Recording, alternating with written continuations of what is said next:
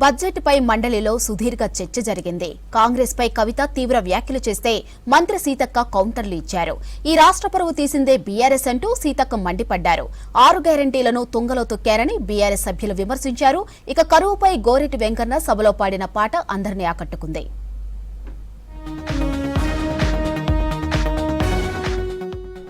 Budget పై మండలిలో సుదీర్ఘ చర్చ జరిగింది. అధికార ప్రతిపక్షాల మధ్య మాటల తూటాలు పేలాయి. ఇచ్చిన 6 గ్యారంటీలను తుంగలో తొక్కుతూ ఈ బడ్జెట్ ను కాంగ్రెస్ ప్రవేశపెట్టిందని అన్నారు కవిత. కరప్షన్ కు మారు పేరు కాంగ్రెస్ అని విమర్శించారు. దీనికి మంత్రి సీతక్క స్ట్రాంగ్ కౌంటర్ ఇచ్చారు. ఈ రాష్ట్రం పరువు తీసిందే మీరు, కాంగ్రెస్ అంటే త్యాగానికి మారు పేరని అన్నారు. ఈ మొత్తం 6 గ్యారంటీలను గంగలో కలిపిననేటటువంటి దానికి పెద్ద ప్రూఫ్ అధ్యక్ష ఈ బడ్జెట్. అట్లానే కాంగ్రెస్ మార్క్ కరప్షన్ కి, కాంగ్రెస్ మార్క్ కన్నింగ్నెస్ కి perfect black and white proof ఈ బడ్జెట్ అధ్యక్ష. కాంగ్రెస్ అంటే త్యాగాలకు మారుపేరు అధ్యక్ష, కరప్షన్ కాదు. ఈ రాష్ట్రం పరువు మేము తీయలేదు, మీ కుటుంబం తీసుంటుంది, మీరు తీసుంటారు తప్ప మేము తీయలేదు. మీరు ఇష్టానుసారంగా ఎస్టిమేషన్స్ పెంచి మీరు దోచుకొని తిన్నారు, మేము కాదు. ఏ లక్ష్యం కోసం తెలంగాణ ఏర్పడిందో ఆ లక్ష్యం దిశగా గత 10 ఏళ్లలో పాలన జరగలేదన్నారు మంత్రి జూపల్లి కృష్ణారావు. గత బీఆర్ఎస్ సర్కార్ ధనిక రాష్ట్రాన్ని అప్పుల కుప్పగా మార్చిందని విమర్శించారు. చిత్తశుద్ధి లేకుండా మొక్కుబడిగా ప్రాజెక్టులు కట్టారని ఆరోపించారు. మండలిలో బడ్జెట్ పై చర్చలో భాగంగా మాట్లాడారు జూపల్లి. మంత్రి కామెంట్స్ పై అభ్యంతరం తెలిపారు బీఆర్ఎస్ ఎమ్మెల్సీలో. ఈనాడు 8 లక్షల కోట్ల అప్పుతో పాటుగా నెలకు 6,000 కోట్లు వడ్డీ కట్టాల్సి వస్తూ ఉంది. ప్రాజెక్టులు ఎంత కవితా ఉండే, ఎంత కయ్యింది, ఎందుకు కారణము, ఎవరి కారణము? చిత్తశుద్ధి నిజాయితీ లేక వృత్తి బజారు పేరుతో మీరు 100 రోజులు మీ దగ్గర అల్లావుద్దీన్ అద్భుత దీపం ఉన్నట్టు 100 రోజుల్లోనే చేస్తాం అనేది మర్చిపోతే ఎట్లా సార్? ఇక్కడ వారు మంత్రి గారిని ఆపండి సార్. మేము చాలా లీడర్ ఆఫ్ అపోజిషన్గా సగౌరవంగా మాట్లాడాలని మీ దృష్టికి తీసుకొస్తున్నది. అసెంబ్లీలో రాష్ట్ర ప్రభుత్వం ప్రవేశపెట్టిన బడ్జెట్ వాస్తవాలకు దగ్గరగా ఉందన్నారు ఎమ్మెల్సీ కోదండరాం.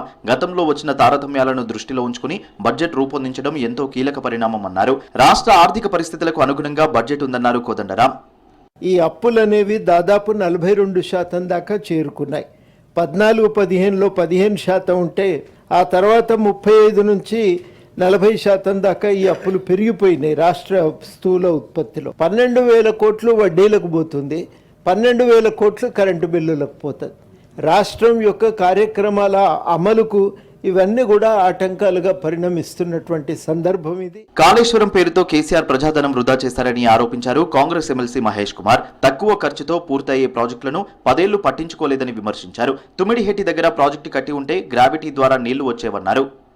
కేసీఆర్ గారికి పరిపూర్ణమైనటువంటి ఎమ్మెల్యేల మద్దతు ఉన్నప్పుడు తుమ్మిడిహట్టి వద్ద ప్రాజెక్టు కట్టి ఉంటే గ్రావిటీ వల్ల మనం ఎలా వారకం తీసుకొని వచ్చుంటే ఈ 1,04,000 కోట్లు వ్యయం జరిగేది కాదు అధ్యక్ష.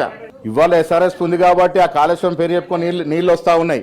కాళేశ్వరం ఎక్కడ, నేను ఆన్ రికార్డ్ చెప్తున్నా అధ్యక్ష, కాళేశ్వరం ప్రాజెక్టు సక్సెస్ఫుల్ ప్రాజెక్ట్ కాదు, వయబుల్ ప్రాజెక్ట్ అంతకన్నా కాదు. ఈ బడ్జెట్ 4 కోట్ల మంది జనాలక 3 కోట్ల మందికా అని ప్రశ్నించారు గ్రాడ్యుయేట్ ఎమ్మెల్సీ తీన్మార్ మల్లన్న.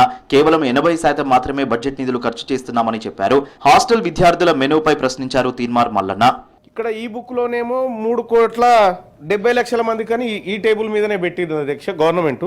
కానీ ఇందులోనేమో 4,21,00,000 మంది ఉన్నారని ఈ బుక్ లో పెట్టింది సార్ గవర్నమెంట్. ఈ రెండిట్లో లేదు కరెక్ట్ సార్. మమ్మల్ని తప్పుదో పట్టించింది ఏ బుక్ ఒకసారి దయచేసి తమ ద్వారా తెలియజేయాలి సార్. ఈసారి 3 లక్షల పైచిలకు బడ్జెట్ పెడితే అందులో క్యాపిటల్ ఎక్స్పెండిచర్ కానీ రెవెన్యూ రిసిప్ట్స్ కానీ ఇవన్నీ ఎక్కడ కూడా మ్యాచింగ్ కనిపిస్తలేవు అధ్యక్ష.